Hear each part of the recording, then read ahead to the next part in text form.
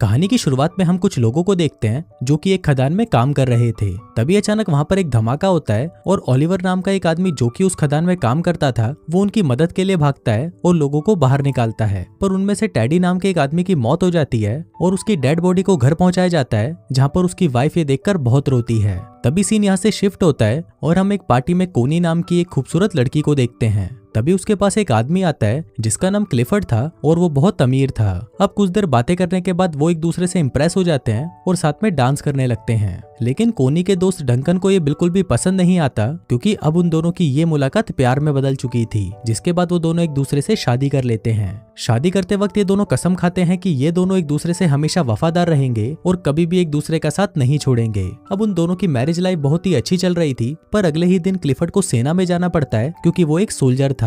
लेकिन जंग के दौरान क्लिफर्ड घायल हो जाता है और उसे वापस घर भेज दिया जाता है। हम देखते हैं कि आज क्लिफर्ड घर आ रहा था और सभी बहुत ज्यादा खुश थे और उसका वेलकम करने के लिए घर के बाहर खड़े हुए थे। क्लिफर्ड को देखकर कोनी बहुत ज्यादा खुश होती है, पर तभी हम देखते हैं कि उस जंग में घायल होने के बाद क्लिफर्ड के पेट के नीचे का हिस्सा पूरा पैरालाइज हो चुका था। अब क्लिफर्ड अपनी हालत से लाचार था और वो सबको थैंक यू बोलकर अंदर आ जाता है। वहीं कोनी क्लिफर्ड को देखकर खुश तो थी, पर वो अंदर ही अंदर बहुत ही ज्यादा दुखी थी। उनकी खुशियों से भरी जिंदगी में कभी ऐसा मोड़ भी आएगा ये उसने कभी सोचा नहीं था। इसी बात से दुखी होकर क्लिफर्ड खुद को मारने की कोशिश भी करता है, पर कोनी उसे रोक लेती है। वो उसे विश्वास दिलाती है कि वो हमेशा उसके साथ रहेगी।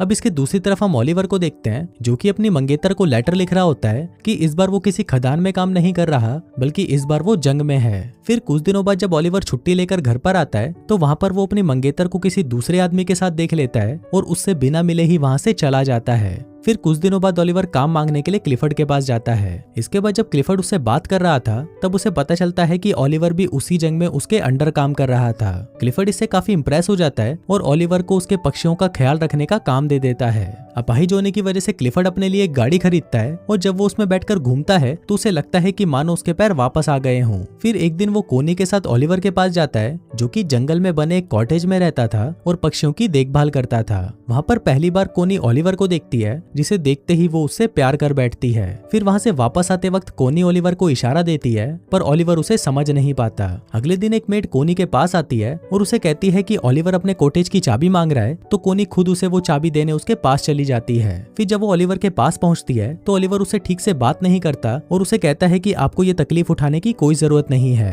कोनी को भी ओलिवर के इस बिहेवियर पर गुस्सा आ जाता है और वो गुस्से में वहां से चली जाती है। अगले दिन ओलिवर कोनी को एक लेटर लिखता है जिसमें वो अपने बर्ताव के लिए उससे माफी मांगता है। इसके बाद कोनी फिर से उससे मिलने उसके कॉटेज में जाती है जहाँ पर ओलिवर अपनी शर्ट उतारकर काम कर रहा था। फिर जब कोनी उसके बदन को देखती है तो उसके भी तन बदन में आग लग जाती है। ये देखकर कोनी खुद को कंट्रोल नहीं कर पाती और ओलिवर के पास जाने लगती है, पर तभी ओलिवर भी उसे देख लेता है और अपनी शर्ट वापस पहन लेता है क्योंकि वो कोनी की इज्जत करता था। कोनी को ये जगह बहुत पसंद थी, इसलिए वो ओलिवर को कहती है कि मैं हर रोज यहाँ पर पेंटिंग करने आऊंगी। पर ओलिवर उसे कहता है कि मैं ये जगह आपके लिए साफ कर दूंगा और मैं किसी दूसरी जगह चला जाऊंगा। कोनी उसे कहती है कि तुम्हें कहीं भी जाने की जरूरत नहीं है और तुम मुझसे इतना भाग क्यों रहे हो। यहाँ पर कोनी ओलिवर से गुस्सा हो जाती है और वहाँ से जाने लगती है। लेकिन तभी वहाँ पर बारिश आ जाती है, इसलिए वो ओलिवर के साथ उसके कॉटेज में चली जाती है जहाँ पर वो दोनों आग जलाकर खुद को गर्म करने लगते हैं। पर तभी ओलिवर वहां से उठ जाता है क्योंकि वो कोनी के इरादे समझ रहा था। कोनी उससे पूछती है कि तुम मुझसे दूर क्यों भाग रहे हो, तो ओलिवर उसे कहता है कि मैं तुमसे दूर नहीं भाग रहा, बस मैं डर रहा हूँ क्योंकि अगर क्लिफर्ड को हमारे बारे में पता चल गया तो मेरी नौकरी चली जाएगी। अब ओलिवर ने कोनी को इग्नोर कर दिया था, इसलिए वो वहां से उठकर घर चली जाती है। फिर एक दिन कोनी क्लिफर्ड से कहती है कि मुझे बहुत ही अफसोस है कि हमारा कोई बच्चा नहीं है। इस पर क्लिफर्ड उसे कहता है कि मैं तो बहुत कोशिश कर रहा हूँ और अपने शरीर को ठीक करने के लिए वो उसके ऊपर करंट के झटके देता है। क्लिफर्ड दर्द से बहुत चिल्ला रहा था और फिर जब आखिरी में कोनी से उसका दर्द देखा नहीं जाता तो वो क्लिफर्ड को रोक देती है। अब क्लिफर्ड इस काम में नाकाम रहता है, इसलिए वो रोने लगता है। अब इसके अगले दिन कोनी जंगल में जाती है, पर तभी उसे ओलिवर के काम करने की आवाज सुनाई देती है तो वो तुरंत उसके पास चली जाती है। जहाँ पहुंचकर वो छोटे चूजों को देखती है और उन्हें देखकर रोने लगती है। उन बच्चों को देखकर उसे अपने बच्चों की याद आती है जो कि शायद वो कभी पैदा नहीं कर पाएगी।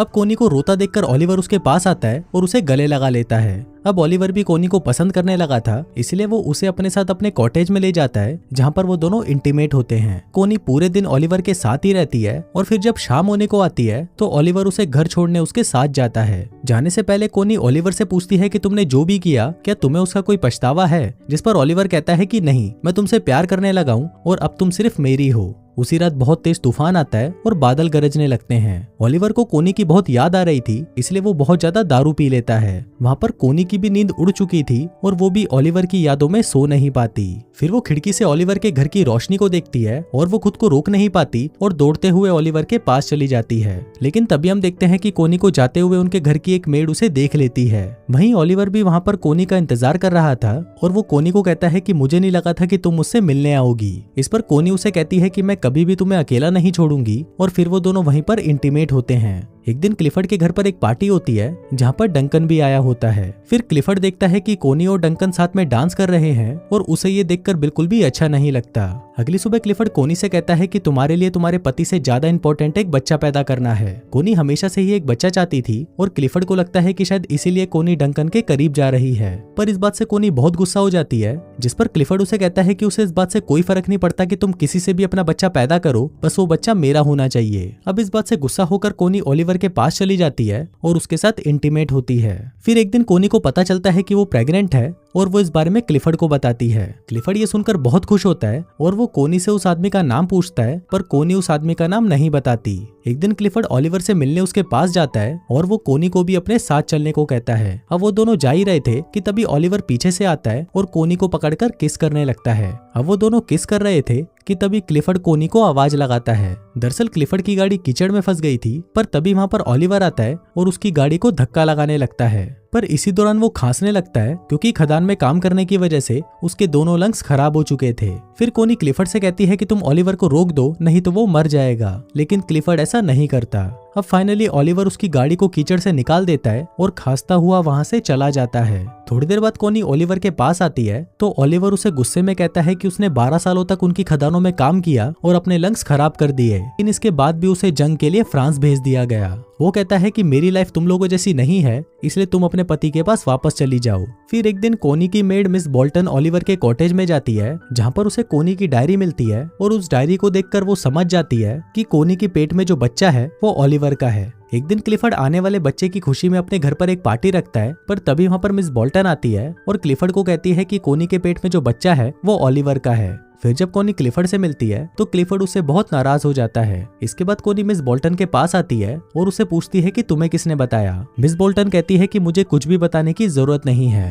अब कोनी को लगता है कि शायद मिस बोल्टन को ओलिवर ने बताया होगा, पर मिस बोल्टन उसे कहती है कि उसने मुझे कुछ नहीं बताया। अब इस बात से कोनी रोने लगती है और उसे कहती है कि वो ओलिवर से बहुत प्यार करती है। फिर मिस बोल्टन उसके पास आती है और उससे माफी मांगते हुए कहती है कि जल्दी से ओलिवर के पास जाओ, वरना तुम्हारा पति उसे मार देगा। अभी सुनकर कोनी भागते हुए ओलिवर के आउट हाउस में जाती है और देखती है कि वहाँ पर कोई नहीं होता। ये देखकर कोनी रोने लग जाती है, पर तभी वहाँ पर ओलिवर आ जाता है और उसे देखकर कोनी उसे गले लगा लेती है। इसके बाद हम देखते हैं कि कोनी क्लिफर्ड के घर पर आती है जहाँ पर वो उससे डिवोर्स मांगती है, पर क्लिफर्ड उसे मना कर देता है और ओलिवर को बुलाने के लिए कहता है। पर फिर जब ओलिवर वहाँ पर आता है तो वो दोनों आपस में बहुत बहस करते हैं और फाइनली कोनी और ओलिवर क्लिफर्ड के घर को छोड़कर चले जाते हैं। फिर उनके जाते वक्त क्लिफर्ड वहाँ पर आता है और वो कोनी को तलाक देने के लिए मान जाता है। दोस्तों, ये फिल्म किसी भी तरह से कोनी के ये काम को जस्टिफाई नहीं करती। कोनी ने क्लिफर्ड के साथ जो भी किया वो सही नहीं था। यहाँ पर डायरेक्टर आपके लिए ओपन एंडिंग छोड़ देता है जहाँ पर आपको खुद डिसाइड करना है कि कौन सही है और कौन गलत। और दोस्तों, इसी के साथ ही ये कहानी यहीं खत्म हो जाती है।